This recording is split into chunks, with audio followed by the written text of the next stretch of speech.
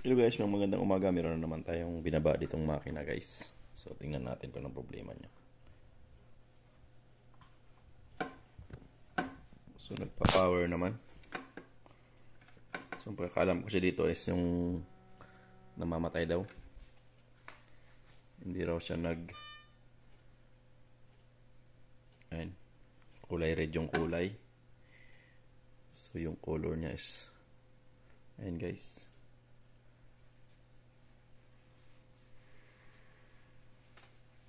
Yun. So, namamatay na guys siya.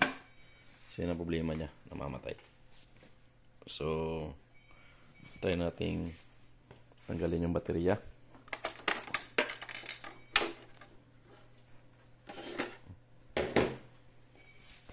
Tapos, off natin ulit.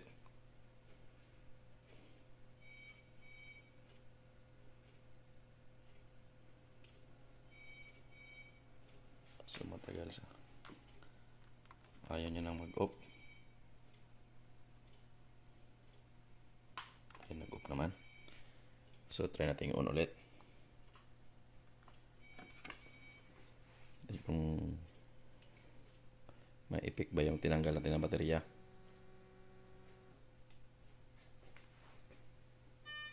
Ayan, mayroon naman siyang gampa rin.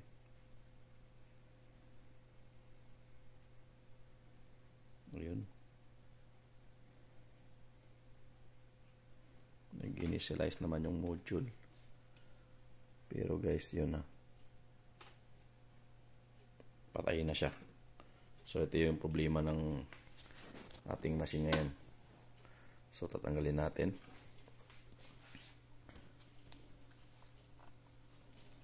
Ito kompleto. May CO2, may IBP module.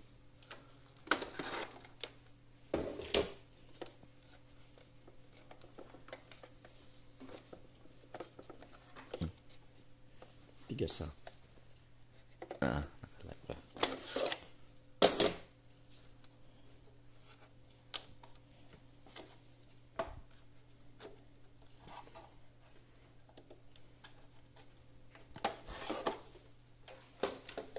So,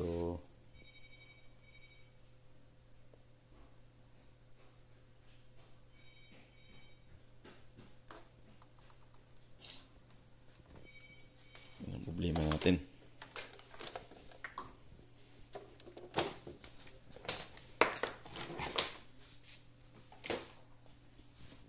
Tanggalin natin sa trolley guys.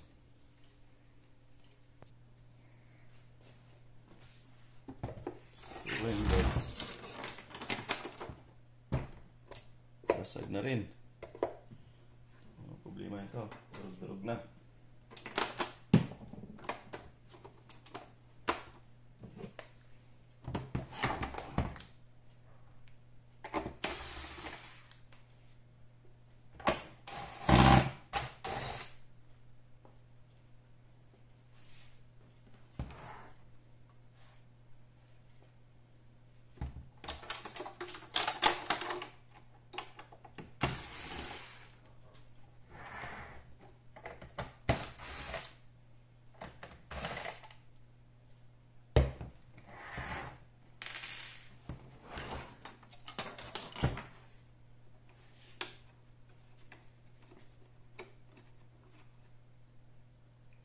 $10.40.26 $10.40.26 guys, matagal na to.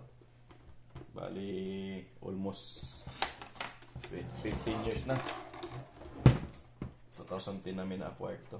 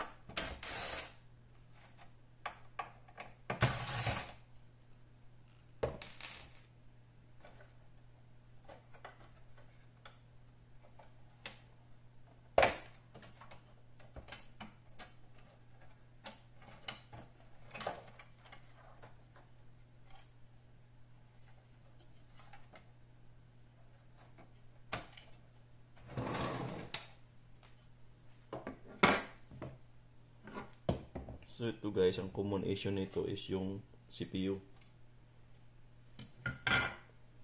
Ito yung pinaka-common issue to CPU board. So wala akong pampalit ng ganitong board. CPU.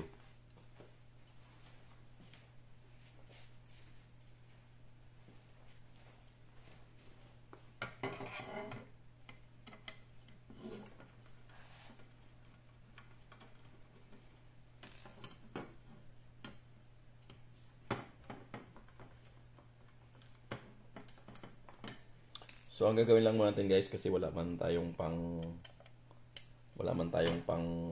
palit pa nito na board. So try muna nating i-reheat kung gagana siya, kung makukuha natin sa reheat. Kaya lang guys, pag ni-reheat mo kasi to, tatagal lang to ng mga 2 buwan, pabalik na naman.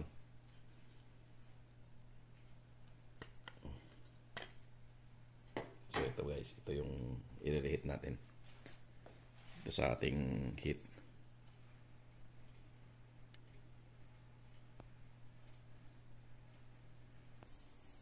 So dito natin i-reheat guys sa ating pang-heat ng pang-heat ng board. So ang tagal ko na itong hindi nagamit tong ko na to.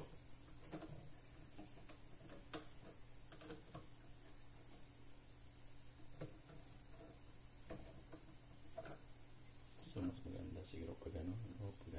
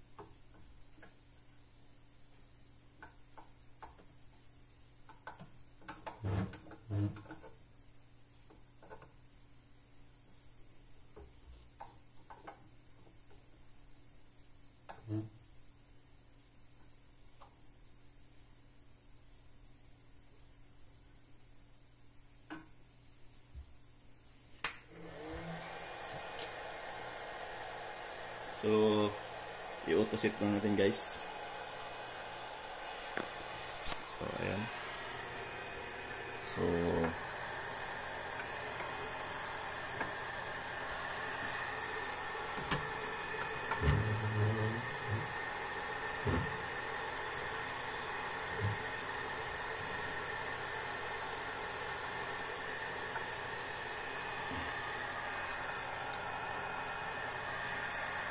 ayan lang muna natin sa taas.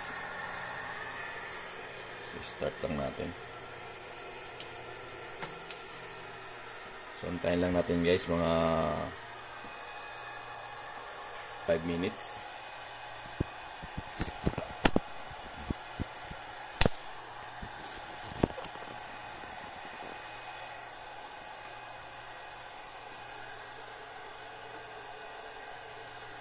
Init na. So, ayun.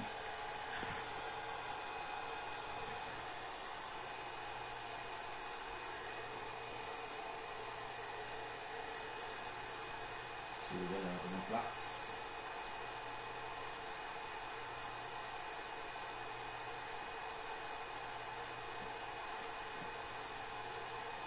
So wala akong flux, ito lang pamay ko.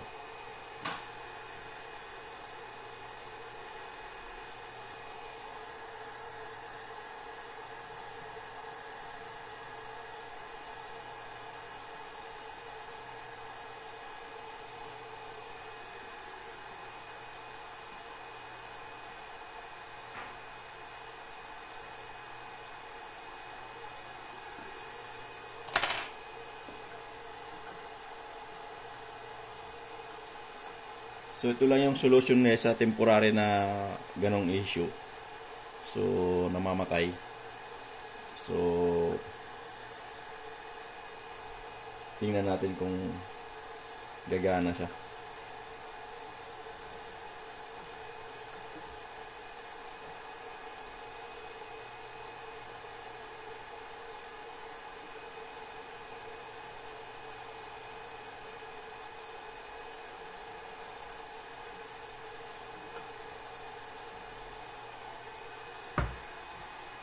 So, antayin lang natin matapos.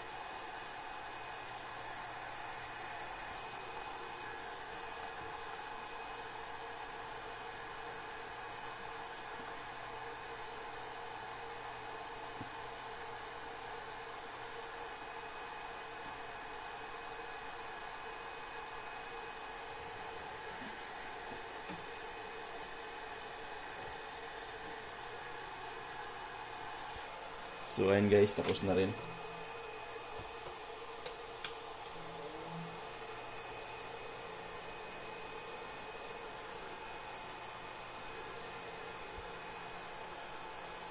Palamigin lang natin.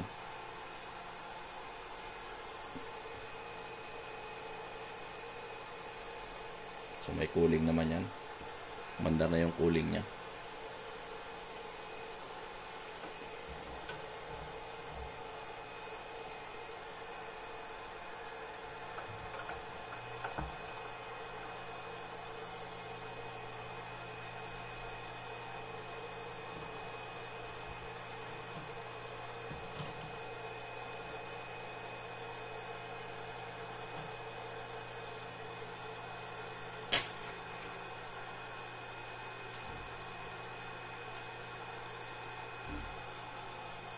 So, ayan. Linisin lang natin.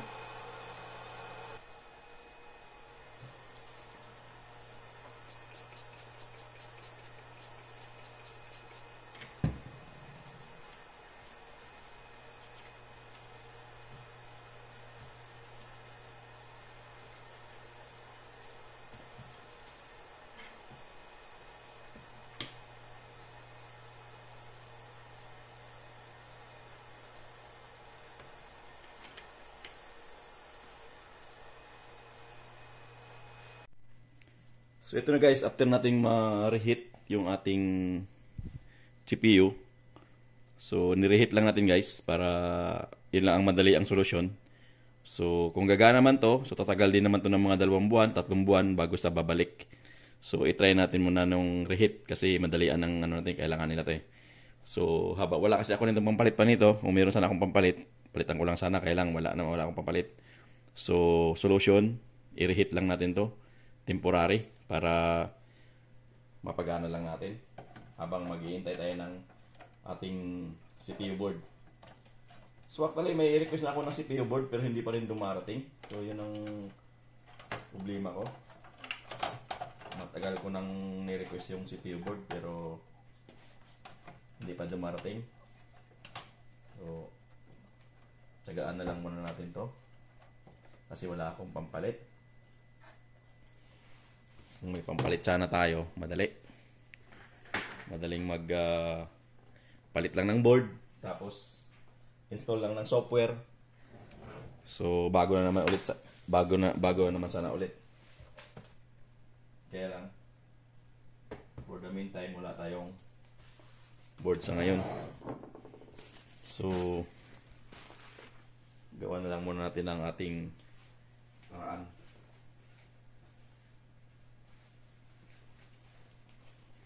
So, paraan-paraan lang muna. Para magamit lang muna. Kasi wala akong pampalit. So, ganito lang guys. Pag mga madalian, yung kailangan ng hindi sa ma-stack ng mga ilang buwan. Kasi hindi mo naman pwedeng hindi bigyan ng monitor yung OR. Kasi sa OR namin to guys. So, ganun lang muna ang ating solusyon. So, solusyon hindi pang ano to, pang matagalan. So, temporary lang. Para lang mayroon silang magamit. Kung gagana. Pag hindi talaga to gagana guys, kailangan kong i-reball. So, sa reballing kasi matagal. So, kailangan ko ng doon ng time. Kasi nga, mahirap mag-reball ng GPU nito eh. So, nakita mo naman siguro nung may mga video ako nito na nag-reball ako ng GPU. So, hanggang sa ngayon, so hindi pa rin bumabalik, okay pa rin yung mga nire-reball ko. Basta pag reball kasi guys, medyo pang matagalan yun. Kasi bago na naman yung mga bolts, ano nun eh, hinang, mga tingga. So yan, basag na nga to guys, oh. So, mga nakatuloy naman to, hindi naman to binubuhat, kaya okay lang.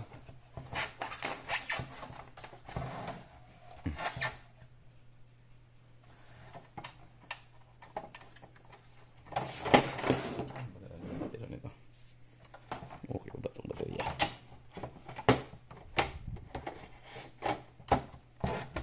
So, ganito lang naman to. So, testing na natin para magkaalaman na kung buhay na ba siya o hindi pa. Kasi pag hindi, kailangan nating i-reball. Tsaka dapat magbago yung kulay, hindi nagiging kulay red. So, ito na guys, power on na natin. So, magkakaalaman na. So, hindi ko muna isarado. Yan.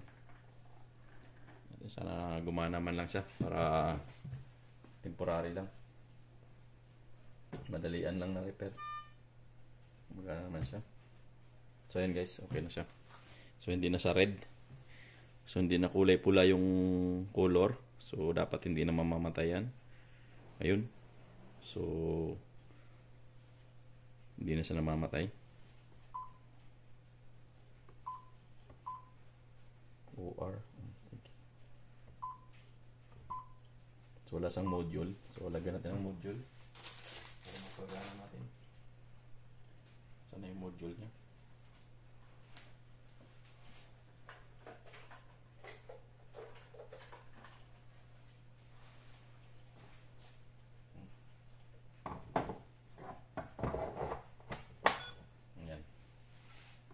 So, yan. So, may module na siya. MPA module. So, gumana na siya guys. So, hindi na siya namamatay. So, new patient. Okay. So, yan guys. Ganun lang. So, sana tumagal siya kasi nawala na yung kulay readiness niya. So, isa sa mga issue din yun pag nagkaroon ka ng kulay readiness yung GPU mo. So, either or yung meron din sa isang namin na encounter din ako nito na pag nagkaroon ng readiness ng kulay, either yung display board, yung display niya mismo ang may problema. So, and guys, nakuha siya sa reheat. So, pangsamantala lang muna. So, yun lang ang gagawin nyo para magagamit pa rin ninyo yung monitor nyo. I-reheat nyo lang for ano lang guys, for temporary. So, ayan. So, gumagana naman lahat. Touchscreen. Parameters. Gumagana. So, ayan guys. Okay na siya. So, ganun lang. Basta pang ano lang guys. Pang madali ang trabaho lang. Para magamit lang ng user. Kasi, ito sa OR. So, kailangan nila talaga ito sa OR. So, kaya sinura-sura ko ng pag-repair. Mabilisan ba? In Arabic, sura-sura. Kaya yun. So, solve na.